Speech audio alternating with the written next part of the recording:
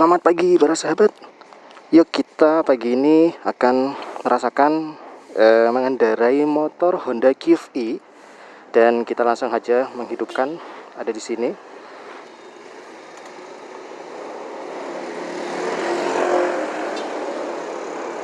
Oke, ini lampu dim jarak jauh yang ini. Hampat matikan dulu. Jadi total sudah 418 km pemakaian. Dan di sini bensin lagi. Ini motor listrik ya. Baterainya 99%. Dan ini adalah indikator bensin. 1 2 3 4. Sebelah kiri ada 4 bar. Di atasnya ada 76 km. Ini adalah total jarak tempuh yang bisa digunakan dengan persentase baterai adalah 99%. Oke. Jadi kalau hampat baca di artikel, oke kita sambil jalan, push start dulu. Oke, ready, current trip masih 0 karena kita mulai untuk riding. Kemudian ini tipe standar, ada tipe eco. Tapi ini pelan banget, rasanya nggak enak banget lah kita mengendari kalau misalkan tipe eco. Jadi pakai yang standar udah lebih dari cukup.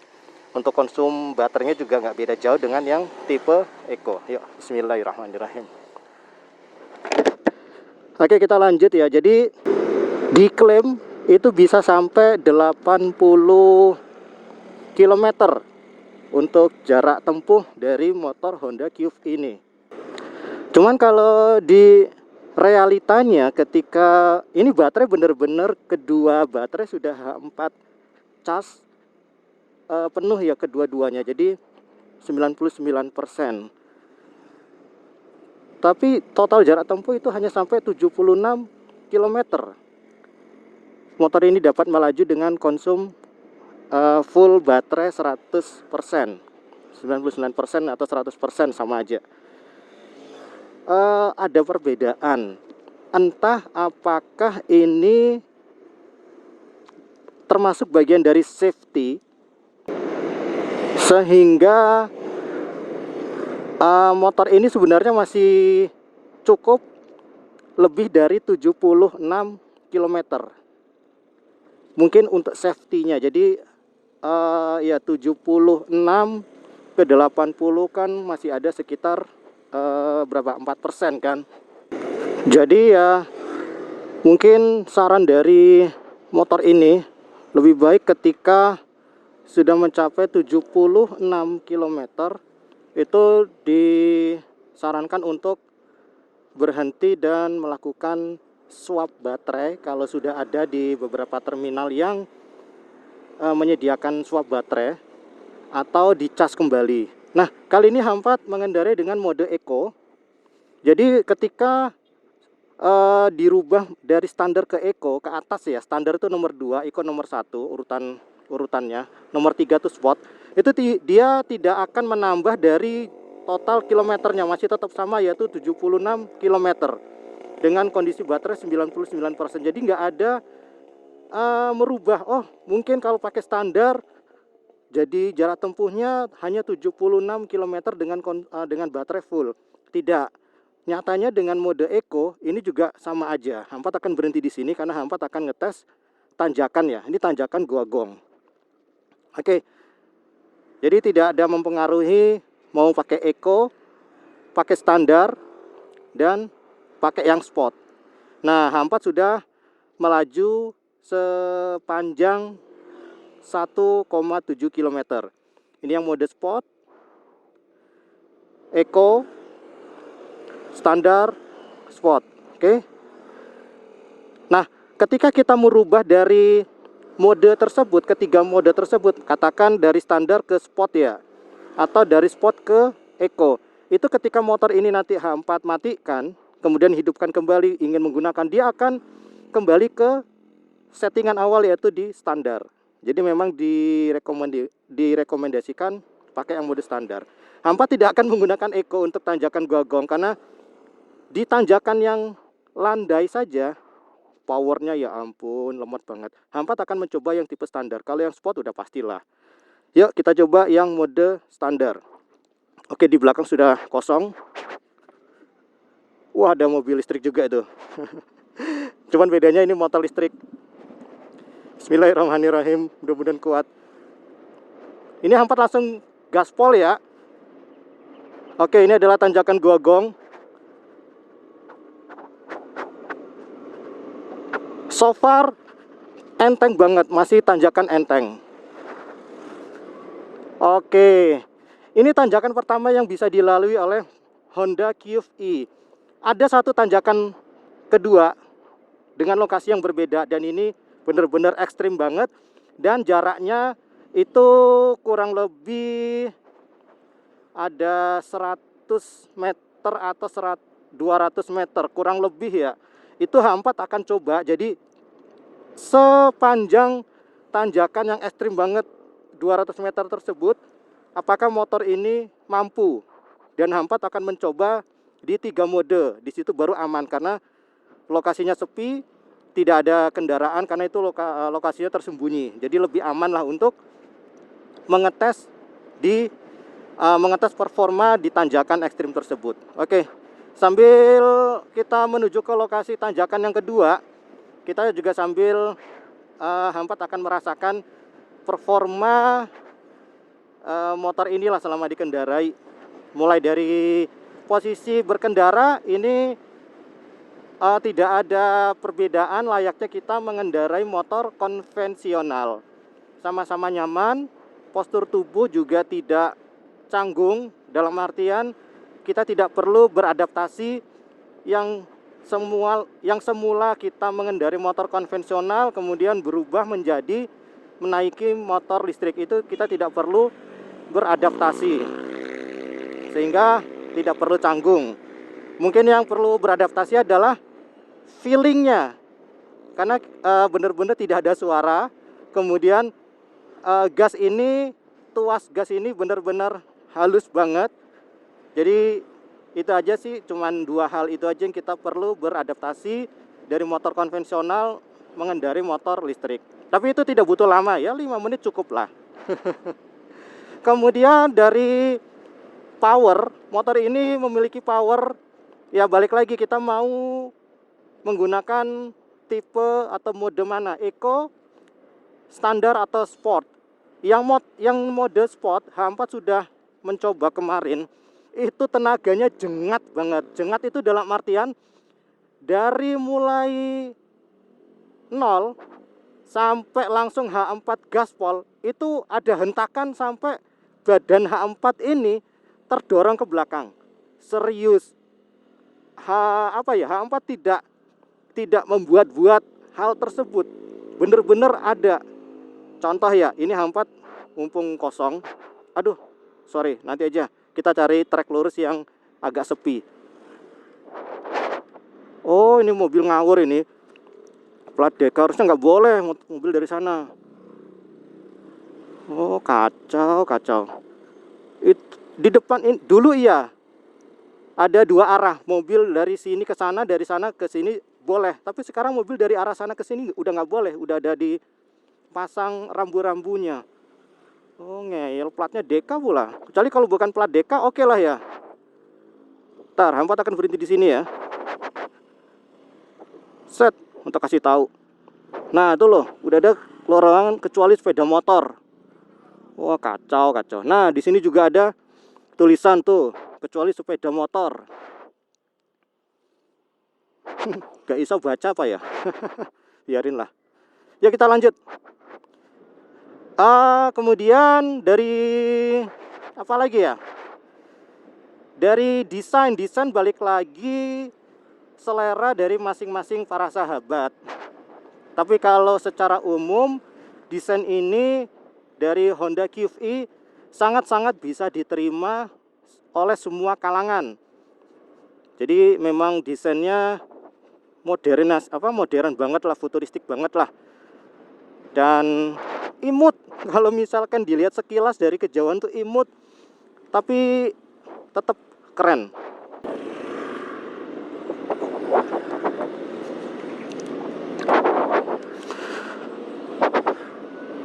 Nah, kalau mode standar untuk mendahului kendaraan itu enak, tapi kalau yang mode eco, astagfirullahaladzim, harus sabar.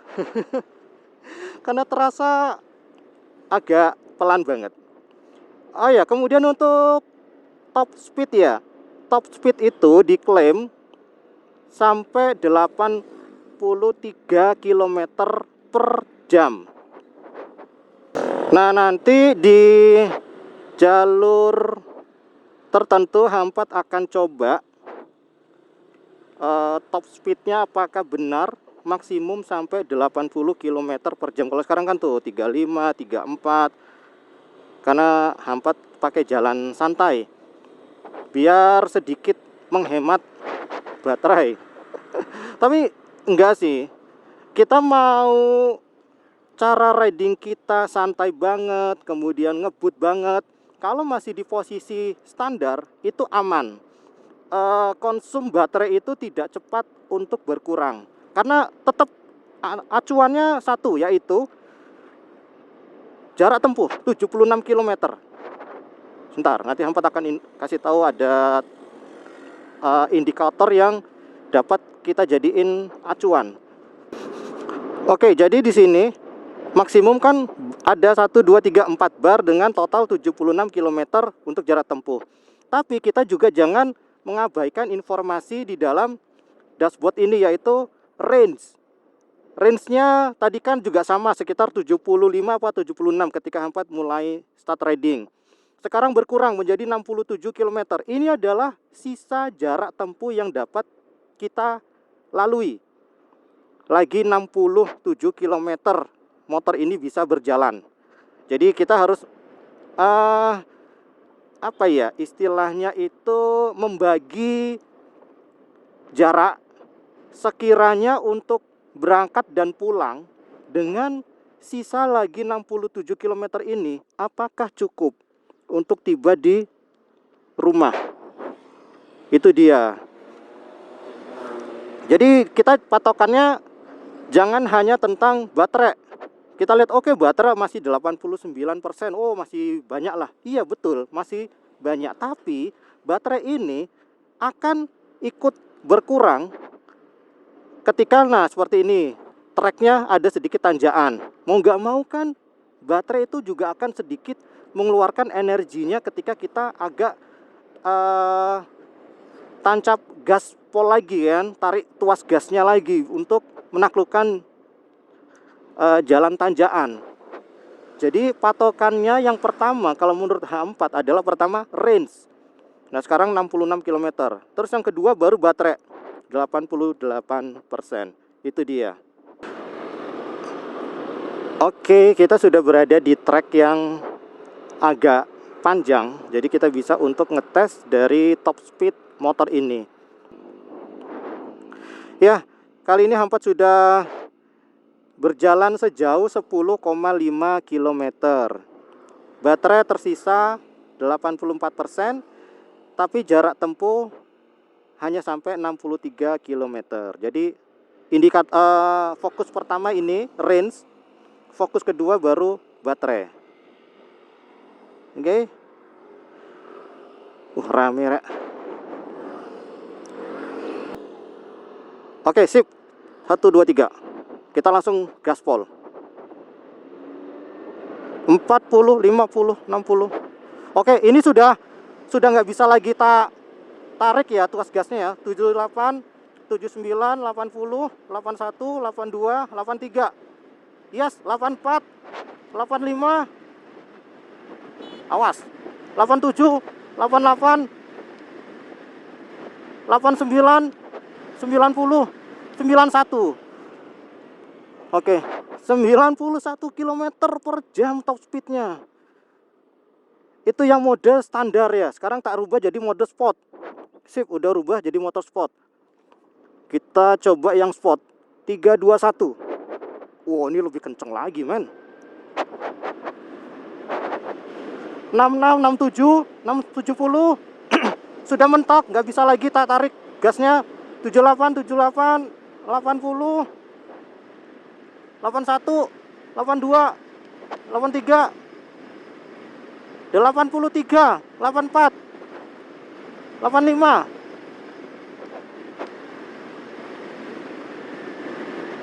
Mentok 85. Yang standar bisa sampai 90 km per jam, yang sport 85. Kita coba yang eco. Eco dari sekarang 3 2 1. Ini udah mentok loh, udah mentok. Sudah mentok, udah nggak bisa lagi tak tarik gasnya. Berapa ini? Oke. 60 73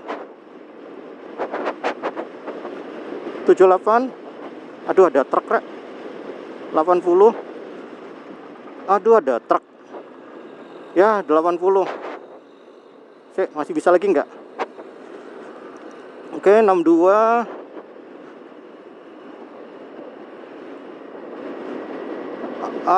Ya 80 kilometeran lah yang mode eco.